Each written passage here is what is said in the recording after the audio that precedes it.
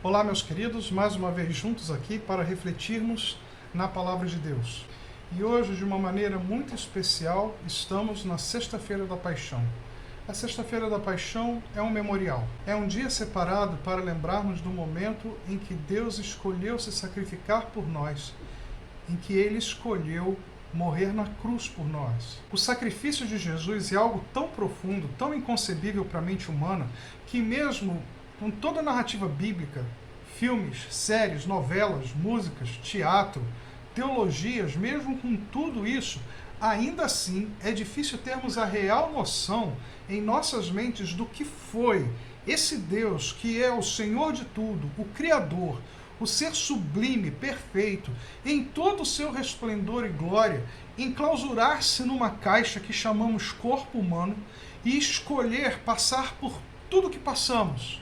Viver, sentir e experimentar tudo o que vivemos. Somente com Ele, lá na eternidade, é que vamos conseguir compreender tudo isso de forma completa e total. Pensando nesse sacrifício, minha mente voltou-se para a cruz. Lembrei de duas entrevistas que vi, em datas diferentes, com pessoas em situações diferentes, em que ambos os entrevistados, muito rapidamente e sem alarde do entrevistador, falaram do quanto acham estranho os cristãos usarem a cruz como símbolo. É uma coisa que, pelo menos eu, não pensava muito, mas daí eu passei a perceber de que o espanto dessas pessoas faz sentido. Para muitos de nós que crescemos em lares cristãos, mesmo católicos, e outros que crescemos numa igreja evangélica, o símbolo da cruz não nos surpreende. Mas para aqueles que não vivem sequer uma tradição cristã, ao conhecerem o que a cruz representa, o espanto faz todo sentido. No budismo, o símbolo é uma flor de lótus. No islamismo, a lua crescente com uma estrela no meio. No judaísmo, a estrela de Davi. E no cristianismo, uma cruz. Os cristãos poderiam ter escolhido como símbolo uma estrela também. Afinal, uma estrela guiou os magos até o Rei Menino. Ela seria um símbolo de luz, daquele que veio nos tirar das trevas e dar direção para as nossas vidas. Mas não foi ela a escolhida. Os cristãos poderiam ter escolhido como símbolo o pão, pois Jesus é o pão da vida, o pão que desceu do céu, e quem dele se alimentar não precisa de absolutamente mais nada para a sua alma, pois Jesus nos satisfaz por completo, mas não foi ele escolhido. Os cristãos também poderiam ter escolhido como símbolo o peixe. Aliás, esse foi, durante um tempo antes da cruz, utilizado como símbolo pelos cristãos. Vejam essa imagem. Essa é a palavra peixe, em grego, que se pronuncia aproximadamente como ichthys, escrita em letras maiúsculas gregas. Essa palavra se transformou num acrônimo, numa sigla. Essa palavra, ichthys, se transformou na sigla de Iesous Christos Theos Ios Sotiras, que significa Jesus Cristo, Deus Filho, Salvador. Eles usavam a marca do peixe para se identificarem como cristãos sem chamar a atenção dos seus perseguidores, mas com o tempo foi deixado de lado e também não foi ele o escolhido. Tantos outros poderiam ter sido escolhidos. Um pastor carregando uma ovelha, uma pomba, um trono, um barco, uma toalha. São muitas as possibilidades. Mas aqui ficou, aqui nos representa, aqui nos identifica como cristãos em qualquer lugar do mundo, é um símbolo só, o símbolo da cruz. É verdade que esse símbolo hoje, por muitos, foi banalizado. Ele é utilizado em joias, bijuterias e tatuagens como um simples adorno. É utilizado por outros como símbolo de uma superstição, como se o simples gesto de uma cruz na testa ou pelo corpo fosse capaz de trazer algum tipo de proteção. Mas a cruz é muito mais do que isso. Não podemos nos esquecer que a cruz é, provavelmente, o método de execução mais cruel já praticado pelo homem, pois ela atrasa a morte até que a máxima tortura seja infligida. A vítima poderia levar dias para morrer. Por isso, como no caso de Jesus, muitas vezes as pernas dos criminosos crucificados eram quebradas a pauladas, para que se acelerasse o processo de hemorragia interna e assim com isso a morte daquele crucificado. Nenhum romano era crucificado, a não ser em casos de traição a Roma. A cruz era reservada para os assassinos, os rebeldes, ladrões, escravos que cometeram algum tipo de transgressão, enfim, os párias da sociedade na época. A cruz era, para um romano, algo que não gostavam nem de pensar a respeito, por tão cruel e ignóbil que era. Para o judeu, a mesma coisa. E mais, porque ainda há as palavras de Deuteronômio, capítulo 21, verso 23, que diz: o que for pendurado no madeiro é maldito de Deus.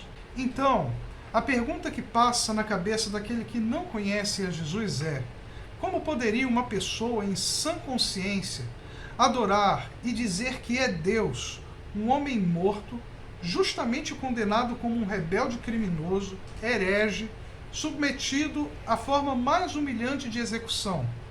Essa combinação de morte, crime e vergonha coloca Jesus muito abaixo do respeito, quanto mais da possibilidade de ser admirado ou ainda mais de ser adorado. Para mim, só há uma explicação para isso. É que, até isso, a escolha da cruz como símbolo do cristianismo, como símbolo cristão, até isso foi plano de Deus. Até isso foi vontade de Jesus. A centralidade da cruz teve origem no próprio Jesus. Quando Maria e José encontraram Jesus aos 12 anos no templo, debatendo com os doutores da lei, Jesus dá a seguinte resposta: por que me procuravam? Não sabiam que eu tinha que estar na casa de meu pai? Lucas 2,49. Esse eu tinha de estar mostra como, desde pequeno, ele era totalmente consciente de sua missão e de quem ele era. Ele já se referia a Deus como seu pai e pulsava nele se ocupar dos assuntos desse pai. Jesus não assumiu sua missão a partir do batismo ou na tentação. Jesus sempre soube qual era o seu propósito na terra. Jesus prediz sobre o seu sacrifício abertamente aos discípulos. Marcos capítulo 8, de 31 a 33, diz assim: então Jesus começou a ensinar-lhes que era necessário que o Filho do Homem sofresse muitas coisas, fosse rejeitado pelos anciãos, pelos principais sacerdotes e pelos escribas, fosse morto e que depois de 3 dias ressuscitasse. E isso ele expunha claramente. Então Pedro, chamando-o à parte, começou a repreender Jesus. Mas Jesus, voltando-se e vendo os seus discípulos, repreendeu a Pedro e disse: saia da minha frente, Satanás, porque você não leva em consideração as coisas de Deus, e sim as dos homens. A perplexidade de Pedro foi tanta que Satanás se aproveita dessa fraqueza para enganar o apóstolo e usa isso para tentar negar a necessidade da cruz. Por isso, tamanha veemência na resposta de Jesus, proporcional ao tamanho da sua missão. Mateus relata que era grande a tristeza no coração dos discípulos. E de novo, a caminho de Jerusalém, Jesus predisse seu sofrimento. Lucas, capítulo 18, de 31 a 34, diz assim: chamando os 12 para um lado, Jesus lhes disse: eis que subimos para Jerusalém, onde se cumprirá tudo o que está escrito por meio dos profetas a respeito do Filho do Homem. Ele será entregue aos gentios, que vão zombar dele, insultá-lo e cuspir nele. Depois de açoitá-lo, eles o matarão, mas ao 3º dia ressuscitará. Eles, porém, não entenderam nada disso. Acredito que eles estavam tão confusos que não conseguiam entender. Nas suas mentes havia grande perturbação. Afinal, como esse homem, que tem demonstrado tanto poder, feito tantas maravilhas, tantas coisas estupendas. Como ele se permitirá morrer assim? Como o Filho de Deus, o Filho do homem, cairá nas mãos de homens? O que quero destacar nessas falas de Jesus é que a ênfase do seu discurso não está em revelar que seria traído, rejeitado e condenado, que seria escarnecido pelo seu próprio povo e entregue a gentios para ser morto por eles, nem mesmo que ressuscitaria depois de 3 dias. O mais impressionante foram 2 expressões aqui utilizadas. A primeira expressão foi era necessário, isso é, ele devia sofrer, ele devia ser rejeitado e morrer. A outra expressão foi se cumprirá tudo. Ele sabia que a plenitude dos tempos havia chegado. Ele não morreu como morreu por ser uma vítima indefesa das forças do mal dispostas contra ele, nem por ser vítima de um destino inflexível contra ele decretado, mas porque de livre vontade abraçou o propósito do Pai, com o fim de salvar os pecadores, como a Escritura já havia revelado. Na desonra da cruz está o símbolo do amor de Deus por nós. Deus nos ama tanto que mostrou que somos mais importantes para Ele do que a sua própria glória. Em Isaías 42, verso 8, Deus diz: Eu sou o Senhor, este é o meu nome, não darei a mais ninguém a minha glória, nem a minha honra. A sua glória, a sua honra, são coisas caras para Deus, que Ele preza muitíssimo. Porém, Paulo nos diz em Gálatas, capítulo 3, verso 13, o seguinte: Cristo nos resgatou da maldição da lei, fazendo-se Ele próprio maldição em nosso lugar, porque está escrito: maldito todo aquele que for pendurado em madeiro. Naquele momento em que foi crucificado, Jesus abriu mão dessa glória tão grandiosa e tão importante para Ele, para assumir sobre si a maldição que era nossa, essa maldição que era minha, essa maldição que era sua, e Ele levou sobre si. Se até Jesus abriu mão de si mesmo para morrer em nosso lugar, quanto mais nós devemos nos esforçar e abrir mão de nós mesmos e vivermos para Deus. Não à toa Jesus escolheu intencionalmente, pensadamente, as seguintes palavras: se alguém quer vir após mim, negue-se a si mesmo, tome a sua cruz e siga-me. Tem ideia do que é um judeu ouvir essas palavras? Se para nós hoje já é uma coisa difícil, imagina para eles diante de todo esse contexto que eu já coloquei. E ele continua dizendo: pois quem quiser salvar a sua vida, a perderá. E quem perder a vida por minha causa e por causa do Evangelho, esse a salvará. E ele disse isso imediatamente após aquela repreensão que ele faz a Pedro lá em Marcos capítulo 8, versos 34 e 35. No rebaixamento da cruz está o símbolo da obediência. Jesus fez tantos milagres, curou a tantos, fez tantos prodígios, ao ponto de intervir até na natureza, mas nada disso era suficiente. Era preciso ser obediente até o fim, até a morte, e cumprir a sua missão. 1 Samuel 15, 22 nos diz: eis que o obedecer é melhor do que o sacrificar. O sacrifício de Cristo só teve efeito porque nele não havia pecado algum, e a sua obediência foi incondicional. Se até para Jesus seus atos de bondade, obras e milagres não eram suficientes para o cumprimento da sua missão, para resgatar o homem, quanto mais para nós.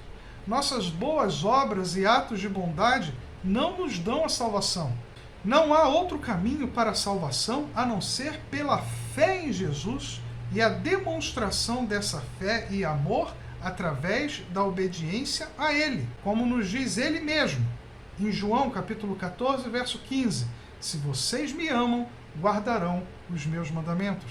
No desprezo que a cruz traz para nós, está o símbolo do perdão. Hebreus capítulo 9, versos 22 e 26, diz assim: sem derramamento de sangue não há perdão. Jesus se manifestou uma vez por todas para aniquilar o pecado por meio do sacrifício de si mesmo. Efésios capítulo 5, verso 2, Paulo também nos diz: e vivam em amor, como também Cristo nos amou e se entregou por nós, como oferta e sacrifício de aroma agradável a Deus. O sacrifício de Jesus é perfeito, ele é único e foi em nosso lugar. Mas esse sacrifício foi também para nos dar exemplo de que, se Deus, na sua perfeição, glória e honra, foi capaz de deixar o que deixou, viver como viveu na terra, sofrer o que sofreu e morrer como morreu, tudo isso porque nos amou.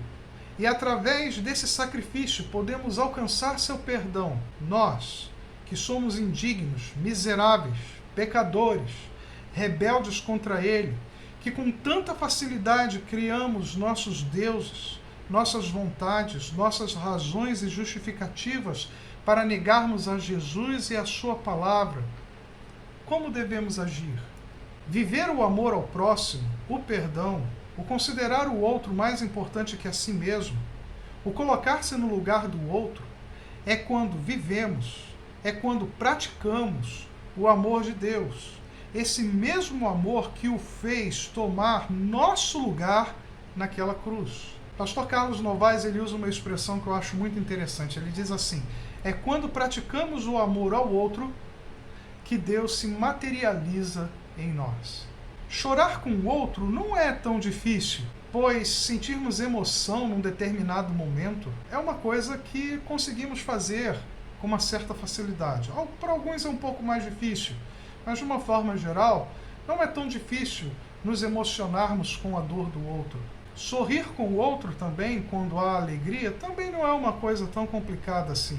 Mas viver uma empatia genuína, ao ponto de colocar as pessoas acima das coisas, e mais, acima dos nossos próprios interesses, esse sim é um grande desafio para mim, é um grande desafio para você, é um grande desafio para todos nós. Crocodilos e hienas também choram e sorriem. Viver de verdade a dor e a alegria do outro e se preocupar genuinamente com o outro é que faz toda a diferença. Então, concluindo essa minha reflexão, quando Paulo diz: mas longe de mim gloriar-me, senão na cruz de nosso Senhor Jesus Cristo, pela qual o mundo está crucificado para mim, e eu estou crucificado para o mundo, lá em Gálatas 6,14, entendo que esse gloriar-me que ele fala está em vislumbrar no futuro a mesma glória que Cristo alcançou ao ter consumado, completado a sua missão. Diz ele lá, o próprio Paulo, em Filipenses 2, versos 8 e 9, Jesus se humilhou, tornando-se obediente até a morte e morte de cruz. Por isso também Deus o exaltou sobremaneira e lhe deu o nome que está acima de todo nome. Então, vivermos o simbolismo da cruz na prática nos levará ao alcance dessa glória futura que nos está proposta. O simbolismo da cruz está diante de nós, nos desafia para amarmos a Jesus ao ponto de abrirmos mão de nós mesmos. O simbolismo da cruz nos desafia a obedecermos a Jesus ao ponto de crermos nele incondicionalmente, em qualquer circunstância, em qualquer situação. E o simbolismo da cruz está diante de nós e nos desafia a amarmos e perdoarmos como ele.